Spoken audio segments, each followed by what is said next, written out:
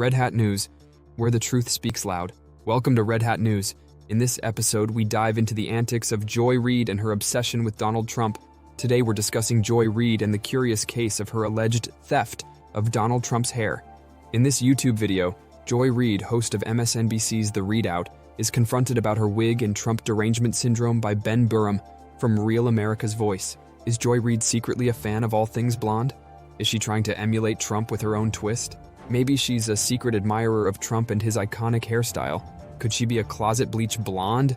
Or is that device on her head a hat made from bleached South Indian woman's hair? Reid shows her clear bias against President Trump and gets triggered by the questions. It's hilarious and revealing at the same time. So is she a bleach blonde or just a cultural appropriation artist? Let's roll the clip and find out. Joy, just wondering, do you think people with Trump Derangement Syndrome know they have it? You're an idiot. And second question, did you steal Trump's haircut? Did he steal yours? Cultural appropriation haircut right there. She didn't like that too much. Joy Reid, everybody. Trump Derangement Syndrome. Full swing. The liberal media is not too happy about Donald Trump's big night in Iowa. Major outlets like MSNBC and CNN flat out refusing to air the former president's victory speech after his historic win. I can't imagine why they think that's a good thing. Donald Trump declaring victory with a historically strong showing in the Iowa caucuses. The projected winner of the Iowa caucuses has just started giving his victory speech. Of course, there is a reason that we and other news organizations have generally stopped giving an unfiltered live platform to remarks by former President Trump. It is not out of spite. It is not a decision that we relish. And when they were not censoring him, pundits had some very strong words for the voters who supported him. These are white Christians. That this is a state that is overrepresented by white Christians. You voted for a guy who said, come, risk your lives for the Grand Wizard. Come in the snow and the sleet, because I am more important than your life. It's that Trump has in some ways become religion for a certain section of the American electorate, and especially for evangelicals, that it's not about the virtue anymore. It's about the vice that Trump expresses. 19%. So I think we're all sitting here disgusted that they would vote for someone like this. And how's this for spin? Democrats trying to make the case that the biggest victory in Iowa caucus history is somehow a bad thing for the former president. First of all, 50-50 for an incumbent really sucks. This is not good for Donald Trump. I don't care how they spin it. 49% is not great for him, actually, in an electorate in a lot of these future states. Half the people in that party didn't vote for Donald Trump. So I think that is telling. It tells you the weakness of Donald Trump.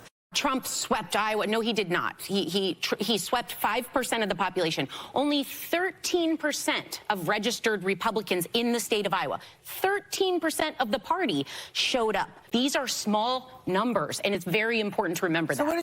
Judge, seeing that you had so many clear off-camera reactions to what we just heard, jump in there. I mean, what has happened? I am so tired of these people being so disgusted because 73 million people voted for Donald Trump. They are disgusted. That's the word they use, that we exercise our right to vote. I am disgusted that someone is angry that white evangelical Christians voted for Donald Trump. These are people who work hard, who have the right to vote, who have the right to vote for whomever they want to. And who the hell are you to be disgusted by them? You know, I'm tired of the censorship. I'm tired of Rachel Maddow saying, you know, the projected winner, we're not gonna air what he has to say. She can't even say his name.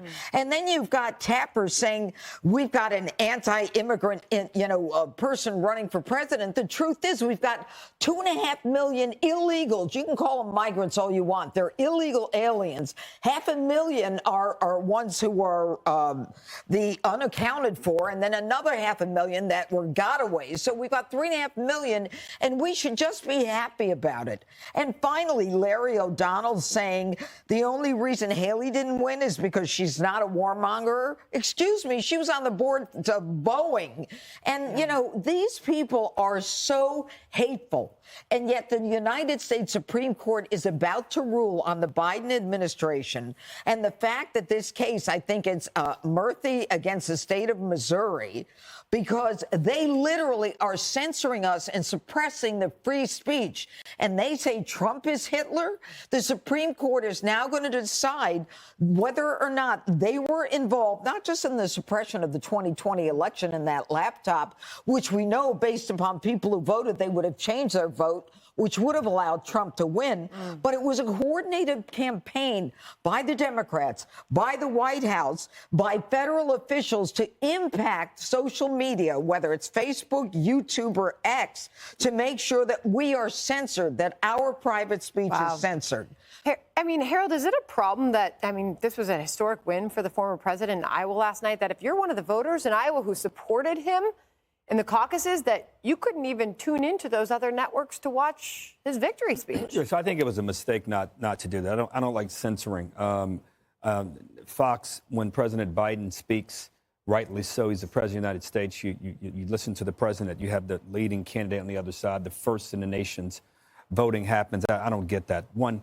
Two, I think people, some of the voices that we heard, some of them I know, some of the people I know, some of them I don't know, they're just wrong. This is amateur politics you're practicing if you believe that you begin to dissect how many people voted, how many Republicans voted. I think Donald Trump is likely to be the nominee for the Republican Party. You're not going to beat him by saying that people who support him are bad people or they're not good people. And you're not going to beat him by not putting him on television. You got to have a better message. And you got to understand something, Sandra, you said at the outset in your remarks, and I think Greg did as well, and we tried to say a little bit last night. These are everyday issues that people are concerned about in this race.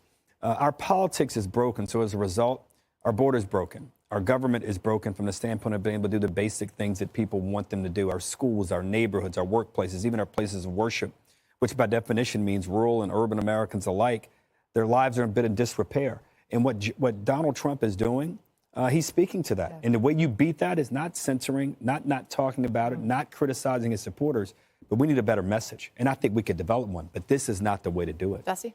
Remember in the 80s when the hip hop album came out and they put that warning explicit material, parental advisory on it? It made me want to buy it. And that's what they're doing at CNN and MSNBC. It just makes you want to watch what you're not allowed to. We're big boys. We're big girls. We don't need parental control features on a news channel. And what kind of business model is a news channel where they don't take live news? That's not very smart. Jake Tapper cuts the guy off when he starts mentioning immigration, the number one policy issue in Iowa. When you vote for a guy and he wins and then he speaks afterwards to the voters, that's like the connective tissue in democracy. You can't save democracy by censoring democracy.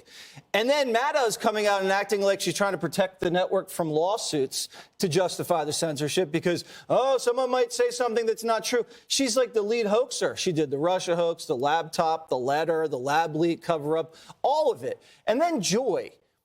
It's overrepresented by white Christians, so what? This is a majority white country, majority Christian country, overrepresented compared to the rest of the country. Okay, well, South Carolina is overrepresented by black Christians. New York's overrepresented by atheists and Jews.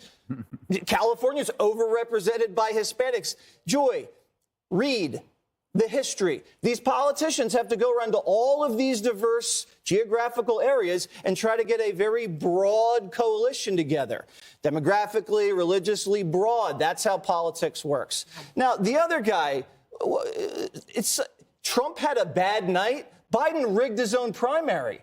Biden kicked JFK Jr. out of the party and then canceled New Hampshire. This is a good night for Donald Trump. Greg? Can we put Joy Reid back up there? You know, I was looking at Joy Reid. I'm thinking, my brother-in-law, when we used to go to 49er games, he's a big 49er fan. He used to paint his face, gold and silver. And you can tell that Joy Reid is totally in Trump's camp because she's wearing his hair. And I think that's a sign. She knew he was going to win. She wanted to be on the winning side. Look at that. That's Trump's hair. And Clay Travis's blazer. Yes, exactly. Look, the thing what's always interesting is how little self-examination these people do. They're like Etch-a-Sketch, right? They write all these things in their little brain and create this hysteria, predict things that will never happen. Then they shake their head and it's all gone. And then they start over again. both sides, left and right, traffic in apocalyptic pronouncements and in some cases demonization. But there's a key difference here. The liberal media's argument is all prediction, right? The right media is usually based on evidence, right? We have the crime wave, the border, the attack on science, targeting of parents, the military white supremacy hoax, domestic terrorism, the suppression of speech. These are things that you don't have to predict. They're right there. So the media will say, and all they can say is, Trump will do X, Trump will do Y, but all you got to do is go like, yeah, but look at the border crisis. Look at the fact that you removed punishment from criminals. Look at how you lied about climate to push a destructive agenda. Those aren't predictions. Those are facts. Very good discussion. It is. More coming up. Greg, thank you. You're welcome. President Biden taking swings at the MAGA movement after Trump dominated. Hey, Sean Hannity here. Hey, click here to subscribe to Fox News YouTube page and catch our hottest interviews and most compelling analysis. You will not get it anywhere else.